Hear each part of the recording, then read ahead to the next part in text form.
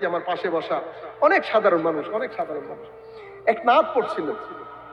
পড়তে পড়তে ওনাকে আমি এত ডাকাডাকি করি, উনি আমার কথা শুনে না। আমি তখন বুঝতে পেরেছি উনি একটা হালতের মধ্যে চলে গেছে। নাতটা আমার খুব পছন্দের নাত ছিল, খুশবু এ দো আলো। আমি আমার পেজের মধ্যে ওই নাটটা পড়েছি, আপনারা যারা দেখেছেন।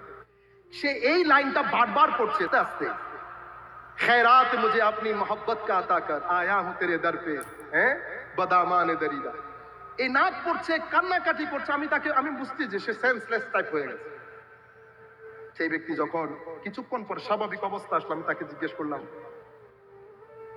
অনেক বলার পরে উনি বলছেন আজকে সার্থক। কেন? আমি নাচ পড়তে পড়তে আমি 1400 বছর আগে চলে গেছি। আমি হুজরায়ে পাকের বাইরে নাচ পড়ছিলাম, আমার মনে হচ্ছিল আমার নবী আয়েশা সিদ্দিকাকে বলছেন, আয়েশা বাইরে কে এসেছে একবার দেখো তো। আমি আরো জোরে নাচ পড়ছি, অজর দ্বারাই কান্না করছি। আয়েশা সিদ্দিকা রাদিয়াল্লাহু তাআলা আনহা আমার নাম নিয়ে বলছেন অমুক জায়গা থেকে অমুক এসেছেন। আমি এগুলা আমার মানে খেয়ালের মধ্যে।